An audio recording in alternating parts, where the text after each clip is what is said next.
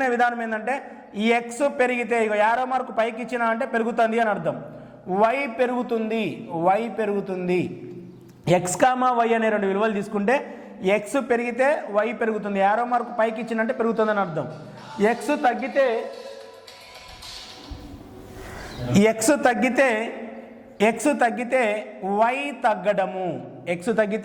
Why తగ్గడము. Arrow mark కిందికి ఇచ్చినంటే దీని meaning తగ్గటము అని అర్థం. దీని మీనింగ్ ఏంటి?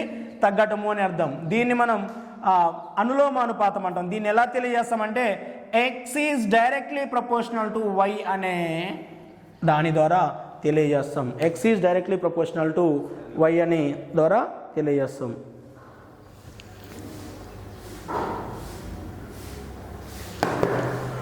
రైట్. ఇప్పుడు నెక్స్ట్ ఏంటంటే విలోమానుపాతం.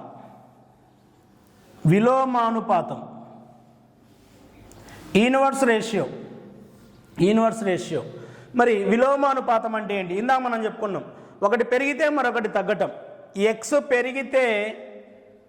పెరిగితే వై తగ్గడం, లేదా ఎక్స్ తగ్గితే వై పెరగడాన్ని విలోమానుపాతం అని అంటాం. ఎక్స్ పెరిగితే వై తగ్గడం, లేదా ఎక్స్ తగ్గితే వై పెరగడం, ఈ రెండింటి మధ్య రిలేషన్ తెలియజేసుకోవాలి. ఎక్స్ పెరిగితే వై తగ్గడం, లేదా ఎక్స్ తగ్గితే వై పెరగడాన్ని విలోమానుపాతం అంటాం. దీనికి ఎగ్జాంపుల్ ఏంటో చూద్దాం. ఎగ్జాంపుల్ ఏంద్రా అంటే మనం టైం అండ్ స్పీడ్, దూరం, మనం కాలము వేగము అనే రెండింటి మధ్య విలోమానుపాతాన్ని మనం చూస్తూ ఉంటాం. ఎక్కువ స్పీడ్తో పోతే తక్కువ టైంలో రీచ్ అవుతాం, తక్కువ స్పీడ్తో పోతే టైం ఎక్కువ పడుతుంది మన పాయింట్ రీచ్ కావడం కోసం. అంటే ఏంటి? ఇక్కడ స్పీడ్ పెరిగితే టైం తగ్గిద్ది, గ్యాప్. ఒకవేళ స్పీడ్ తగ్గింది అంటే టైం గ్యాప్ పెరిగిద్ది. అంటే ఈ రెండు ఒకదానికొకటి ఎలా ఉంటాయి? విలోమానుపాతంలో ఉంటాయి. దీన్ని ఎలా తెలియజేస్తామంటే X is inversely proportional to Y, ఇలా తెలియజేస్తాం. X is inversely proportional to Y, లేదా X is directly proportional to 1/y అని కూడా చదవచ్చు. X is inversely proportional to Y. So ఒకదానికొకటి విలోమానుపాతంలో ఉంటాయి అని తెలియజేయడం కోసం ఇది ఫినామినా. సో ఒకటి పెరిగితే మరొకటి దాని ప్యారలల్గా పెరగడాన్ని, లేదా తగ్గితే అది తగ్గడాన్ని అనులోమానుపాతం. ఒకటి పెరిగితే ఇంకోటి తగ్గటం, లేదా ఇది తగ్గితే అది పెరగడం లాంటి విధానాన్ని విలోమానుపాతము అంటాం. ఇది మనం నిష్పత్తి అనుపాతము అనే టాపిక్ నుంచి నేర్చుకున్నటువంటి వెరీ బేసిక్ పాయింట్స్. క్లియర్? ఇప్పుడు మనం ప్రాబ్లం చూద్దాం. ఎగ్జాంపుల్ కొన్ని problems.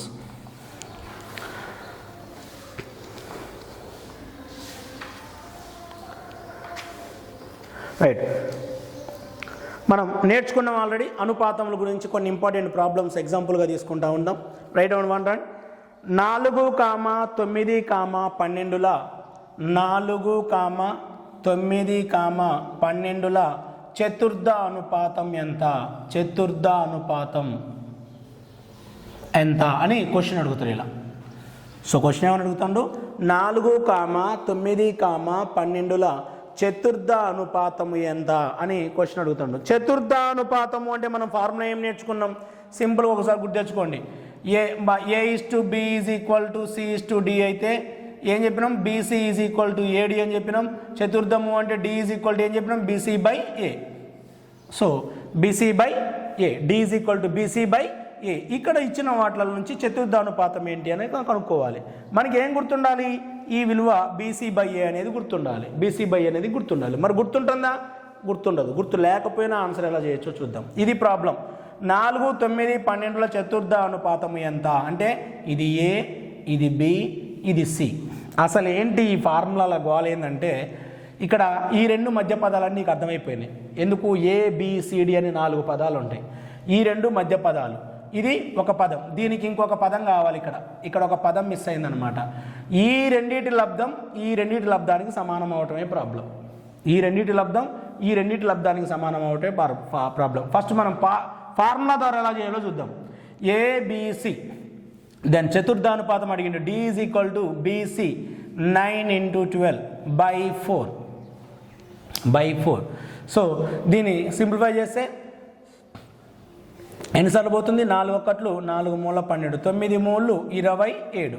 This is the answer. 27 is the answer. మరి ఇక్కడ అర్థం ఏంటి? 4 9 ఎంత? 12 9 ఎంత? 12 9 108.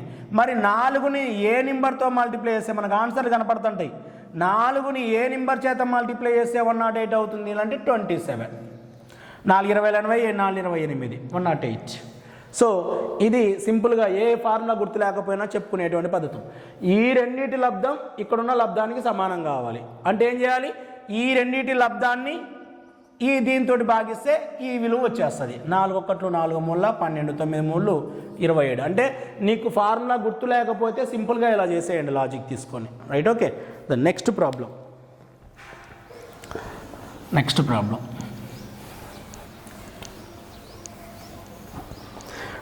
ఏంటట?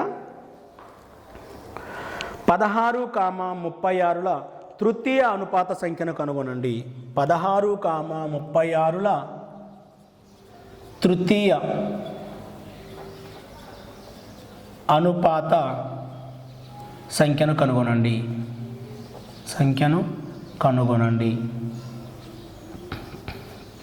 రైట్. 4, 36ల తృతీయ అనుపాత సంఖ్యను కనుగొనండి. ఇక్కడ తృతీయ అనుపాతము అంటే ABC, BBC. A:B = B:C అని చెప్పుకున్నాం. దీని నుంచి B² = AC. దీని నుంచి C ఏంటంటే B²/A. C = B²/A. ఇది తృతీయ అనుపాతాన్ని తెలియజేస్తున్నటువంటి ఫార్ములా. మరి ఇక్కడ మరి ఇందులో ఏని B అనాలి, దేని C అనాలి, దేని A అనాలి అనేది కన్ఫ్యూజ్ అవసరమే లేదు. మొదటి దాన్ని A అనండి, రెండో దాన్ని B అనండి, దట్స్ ఇట్. సో ఏం కనుక్కోమండు? తృతీయ అనుపాతం అంటే C = B²/A. C = B²/A. So ఇక్కడ B² అంటే B అంటే ఏంటి? 36 అంటే 36 × 36 by A means 16. 36 square means 36 × 36. So multiply చేయమాకండి, క్యాన్సిల్ చేయండి. 4 4 4 9 4 1 4 9 9 9 81. ఆన్సర్ 81. క్లియర్. 16, 36ల తృతీయ అనుపాతం 81. నెక్స్ట్ వన్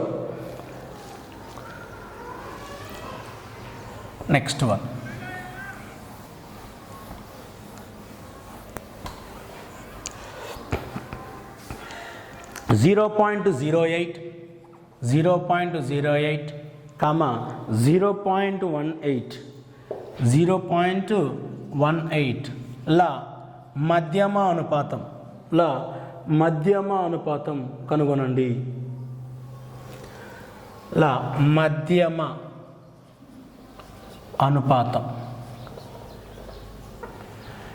సో 0.08, 0.18ల మధ్యమ అనుపాతం ఎంత అని క్వశ్చన్ అడుగుతాను మళ్ళీ. సో మధ్యమ అనుపాతము అంటే ఏం చెప్పినాం? B² అంటే B = √AC. ఇది నీకు గుర్తు రావాల్సినటువంటి విషయం. సో ఇందులో ప్రతిక్షేపిస్తే ఇది A, ఇది C అని అర్థం. ఇక్కడ మనకి ఇచ్చిన ప్రాబ్లంలో ఏదైతే వాల్యూస్ ఉన్నాయో వాటిని అనుకోవాలి, మొదటిది రెండోది అని. So then B = A 0.08 × C 0.18 √. పాయింట్లు తీసేసినట్టయితే దీని ఏమని రాయొచ్చు? 8/100 ఇంటూ ఇక్కడ 18/100 √. మరి 8 రూట్లోంచి బయటికి రాదు, 18 రూట్లోంచి బయటికి రాదు. మరి రెండింటిని మల్టిప్లై చేస్తే 8 × 18 144 100 × 100. మల్టిప్లికేషన్ చేయాలి. మల్టిప్లై ఉన్నప్పుడు లవాన్ని లవంతో మల్టిప్లై చేయాలి, హారాన్ని హారంతో మల్టిప్లై చేయాలి, లైక్ దిస్. సో 18 8 ఎంత అంటే 144. నాకు క్యాలిక్యులేషన్ రావట్లేదు అంటే ఇలా చేయండి. నాకు 18వ టేబుల్ ఎక్కం రావట్లేదు అనుకున్న వాళ్ళు ఇలా చేయొచ్చు సింపుల్గా. సో 1 8 పక్కన 0 రాయండి, ఎందుకంటే 10ల స్థానంలో ఉన్న 1తో మల్టిప్లై చేసినాం కాబట్టి. 8 8 64, రెండింటిని కలిపితే 144. ఇలా సింపుల్గా చెప్పుకోవచ్చు, టేబుల్స్ రాకపోయినా ఏమి కాదు. సో దెన్ మినిమం అయితే నేర్చుకోండి, రాకపోయినా ఏం కాదంటే మళ్ళీ సైలెంట్గా మాకండి. మినిమం నేర్చుకోండి, నేర్చుకున్నా గుర్తు రావట్లేదు అంటే ఇలా చేయొచ్చు, no problem. So then 12/100. So that = 0.12. This is the answer, 0.12. ఇది మధ్యమ అనుపాతానికి సంబంధించి. Next next question.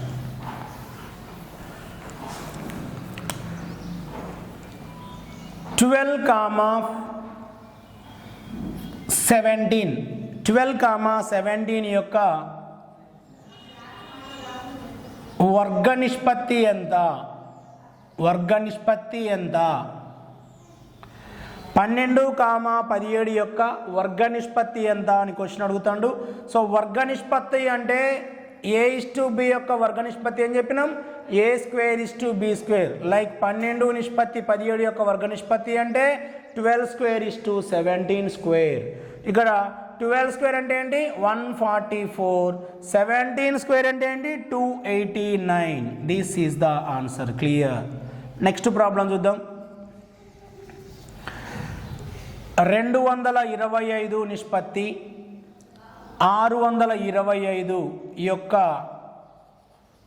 వర్గమూల నిష్పత్తి ఎంత? వర్గమూల నిష్పత్తి ఎంత అని క్వశ్చన్ అడుగుతాను మనకి. సో 225:625 యొక్క వర్గమూల నిష్పత్తి ఎంత? వర్గమూలము అంటే root, cube, square root, 625 square root. So ఇది వర్గమూలాన్ని తెలియజేసేటువంటి విధానం. రైట్. మరి 225 రూట్లోంచి బయటకు వస్తే ఏమవుతుంది? మనం స్క్వేర్స్ నేర్చుకోవాలి అని అందుకే అన్నాం. సో ఇక్కడికి వచ్చిన తర్వాత దీని మీద ఇబ్బంది పడేదానికంటే నువ్వు ఆల్రెడీ స్క్వేర్స్ నేర్చుకొని ఉంటే దీనిలోంచి ఈజీగా ఆన్సర్ తీసుకురావచ్చు. 225 అనేది దేని యొక్క వర్గం? 15 స్క్వేర్. మరి 15 రూట్లోంచి 15 స్క్వేర్ అని రాస్తాం కాబట్టి దాన్ని రాసుకోండి, ఇంకో స్టెప్ రాయండి. లేకపోతే 15 స్క్వేర్ అండ్ నిష్పత్తి 625 అంటే 25 square. So that is then స్క్వేర్కి రూట్కి క్యాన్సిల్, ఇక్కడ స్క్వేర్కి రూట్కి cancel, then 15:25. This is the answer. సూక్ష్మీకరించాల్సిన అవసరం లేదు, ఎందుకంటే వర్గ నిష్పత్తి, వర్గమూల నిష్పత్తి కనుక్కోమన్నాడు కాబట్టి ఇది వర్గమూలము. వీటి యొక్క వర్గమూలలోంచి బయటకు వస్తే వచ్చే వాల్యూలు అంతేదానికి దానికి సూక్ష్మీకరించండి, మళ్ళీ 5తో పోయిద్దని. మనకు ఆన్సరు ఇక్కడ వరకే ఉంటుంది, దీన్ని మీరు గుర్తుంచుకోవాలి. Next one.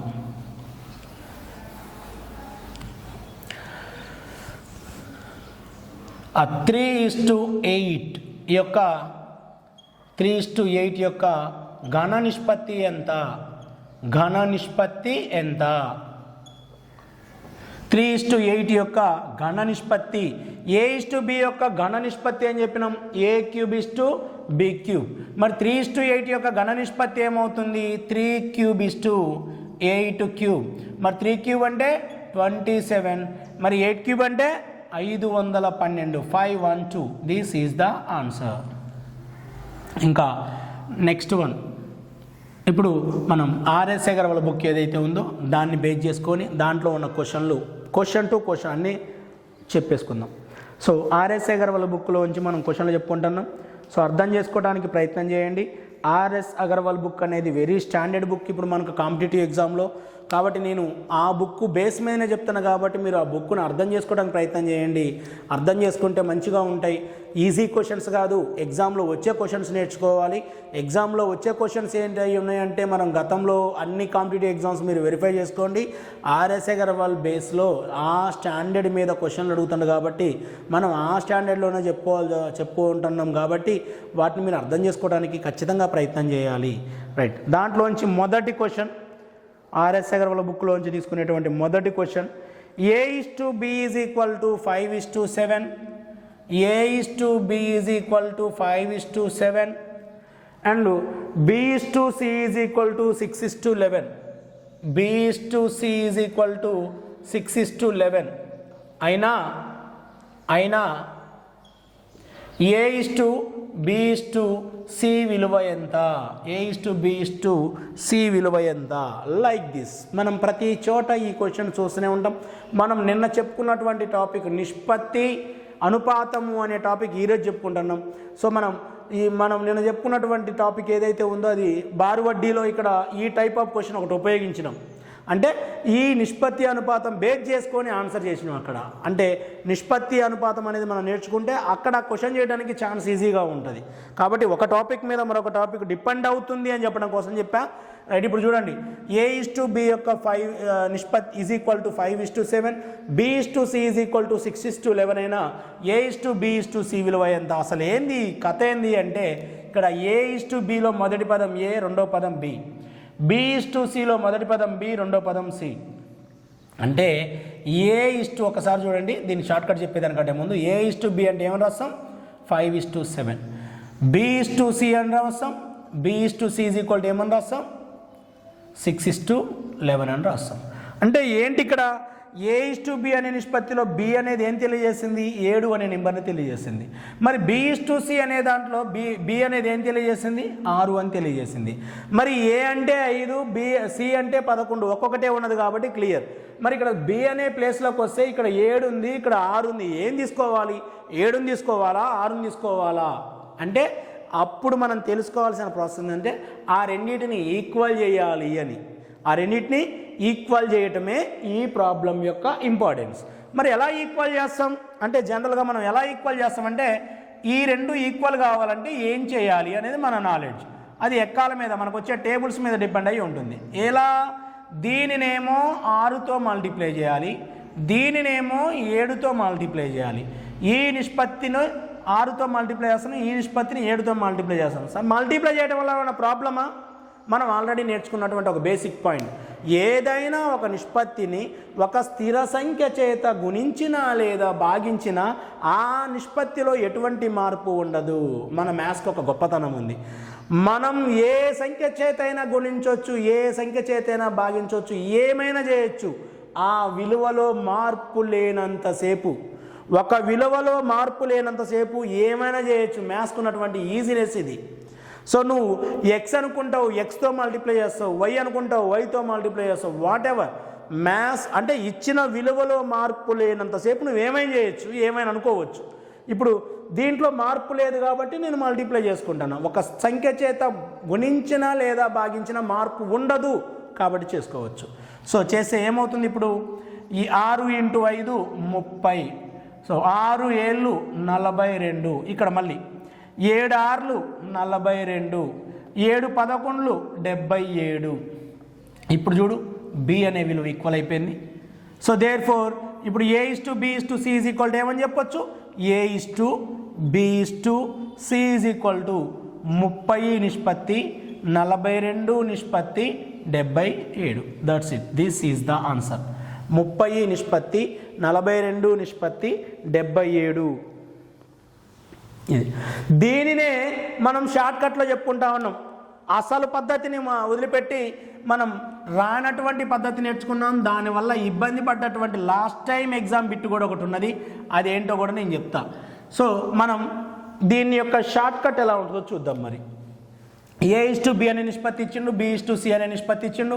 ఇక్కడ Bతో ఎండ్ అయింది, ఇక్కడ Bతో స్టార్ట్ అయింది. క్వశ్చన్లో గమనించాలి, ఒక్కోసారి మనకి ఇలా కాకుండా కన్ఫ్యూజ్ చేస్తాడు. సో అందరూ బట్టి పడతారనే ఉద్దేశంతో కన్ఫ్యూజ్ కూడా చేస్తాడు. లాజిక్ కూడా నేర్చుకోవాలి. ఇక్కడ ఏ నెంబర్ అయితే ఎండ్ అవుతుందో ఇక్కడ ఆ నెంబర్తో స్టార్ట్ అవ్వాలి. అప్పుడు మాత్రమే మనం ఈ షార్ట్కట్ అప్లై చేయాలి. 5:7 రెండో దాని కింద రెండోది రాయండి, రెండో నిష్పత్తి కింద రెండో నిష్పత్తిలోని మొదటి పదాన్ని రాయండి. Like this. ఈ విధంగా రాసుకున్న తర్వాత ఫస్ట్ ఈ రెండింటిని మల్టిప్లై చేయండి. 5 6 30, 7 6 42, 11 77. ఇది మనం నేర్చుకునేటువంటి షార్ట్కట్. ఇది ఎప్పుడు పాసిబుల్ అవుతుంది సార్? ఇక్కడ ఏ పదం అయితే ఎండ్ అయిందో చివరిలో ఉందో ఆ పదం ఇక్కడ మొదట్లో ఉండాలి. అప్పుడు మాత్రమే ఇది పాసిబుల్ అవుతుంది, లేదా సందర్భం పాసిబుల్ కాదు. ఒకవేళ మరి ఇక్కడ A:B ఈజ్ ఈక్వల్ టు 5:7 అని ఇచ్చి ఇక్కడ B:C అనేయకుండా C:B is equal to 6:11:6 అని ఇస్తే అప్పుడేం చేస్తాం? మరి అప్లై చేస్తావా? ఇక్కడ చేయొద్దు, తప్పైద్ది. ఏం చేయాలి?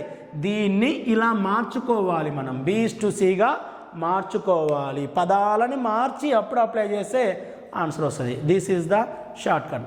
అయితే ఏమవుతుంది అంటే ఇప్పటిదాకా మనం నేర్చుకున్నటువంటి నిష్పత్తులలో A:B:C ఎంత, A:B:C:D ఎంత, అంత అంటే ఇంతవరకు అన్ని ఇన్స్టిట్యూట్లు చెప్తారు, అందరు చెప్తారు, అన్ని నేర్చుకుంటారు.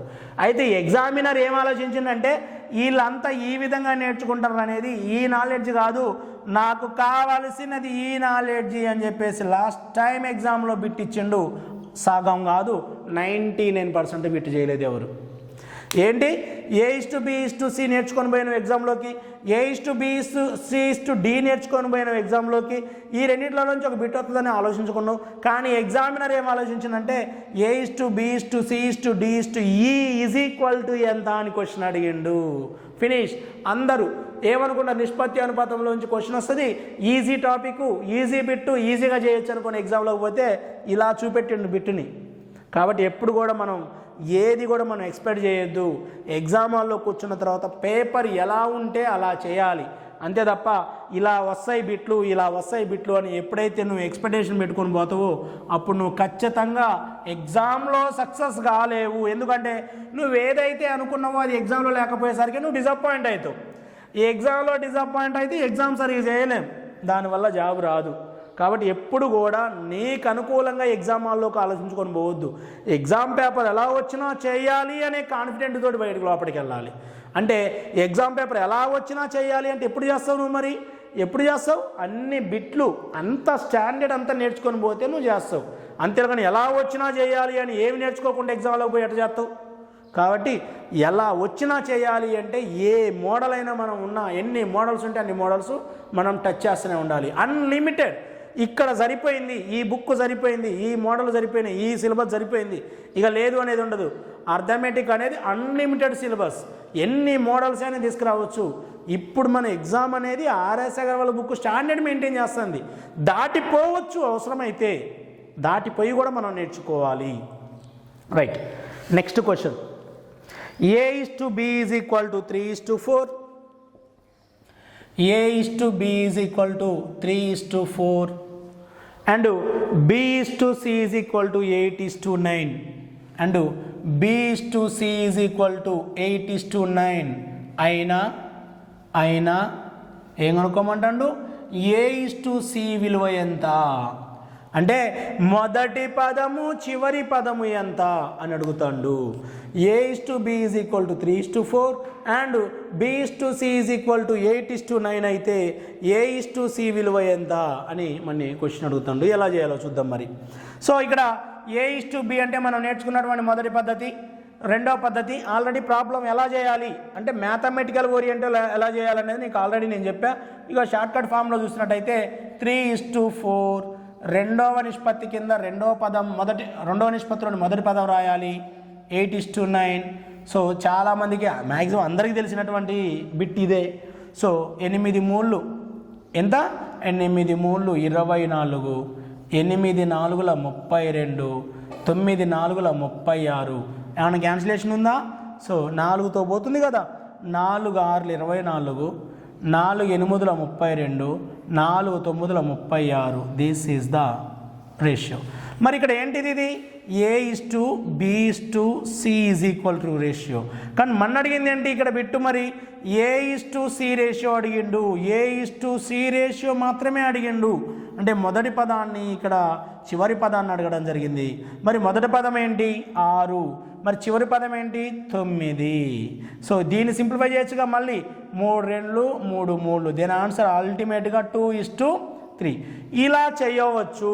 కానీ ఎగ్జామ్లో టైం వేస్ట్ అవుతుంది.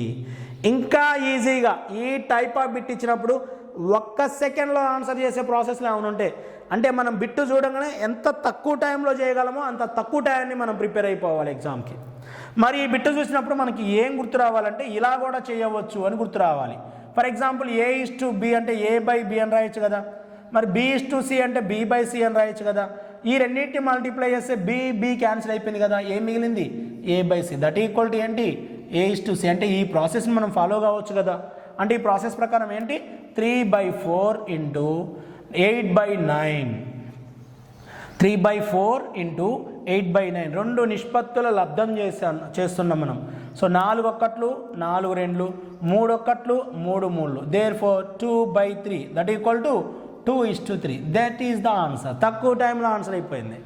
సో ఇదంతా అవసరం లేదు. అంటే ఇలా చేయొచ్చు, లేదా ఇలా అయినా చేయొచ్చు. ఇది తక్కువ టైంలో ఆన్సర్ తీసుకొచ్చే పద్ధతి కాబట్టి ఈ షార్ట్ కట్ మీరు అమలు చేయాలి. నాకు ఇలానే వచ్చు అంటే కలవదు. ఈ ఎగ్జామ్కి ఎలా అవసరమో అలా నేర్చుకొని ఎగ్జామ్లోకి పోవాలి. ఇది కాంపిటేటివ్ ఎగ్జామ్, ఒక లిమిట్ అనేది ఉండదు నేర్చుకోవటానికి. So next bit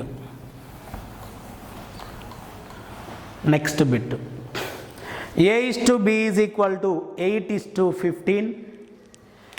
A/B is equal to 8:15 and B/C is equal to 5:8. B/C is equal to 5:8 and C/D is equal to 4:5 and C/D is equal to 4:5 అయినా A/D విలువ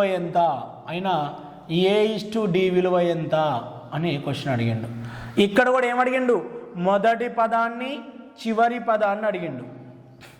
అయితే నువ్వు ఈ షార్ట్ కట్ అప్లై చేసే ముందు నువ్వు గమనించాల్సిన బిట్ ఏంటంటే, ప్రాబ్లం ఇచ్చిన తర్వాత వెరీ ఇంపార్టెంట్ వెరిఫికేషన్.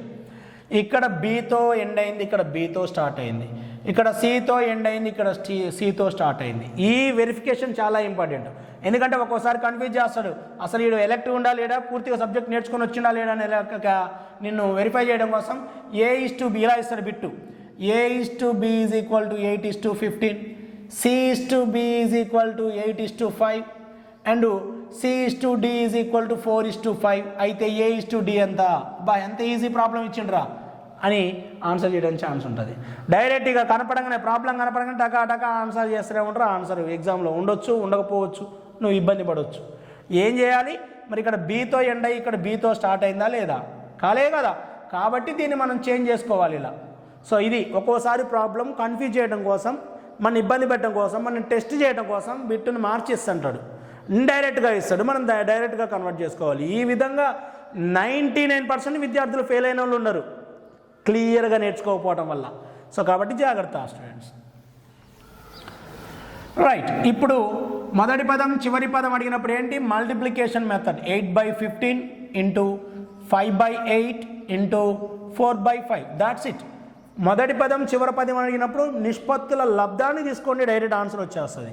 మరి ఇక్కడ 8కి 8 క్యాన్సిల్, 5 ఒక్కట్లు 5 3లు, 3 ఒక్కట్లు 3 5లు, దేర్ఫోర్ మిగిలిన విలువ ఏంటి 4/5, that is 4:5. The single step answer 4:5 అనేది దీని యొక్క ఆన్సర్ని తెలియజేస్తుంది.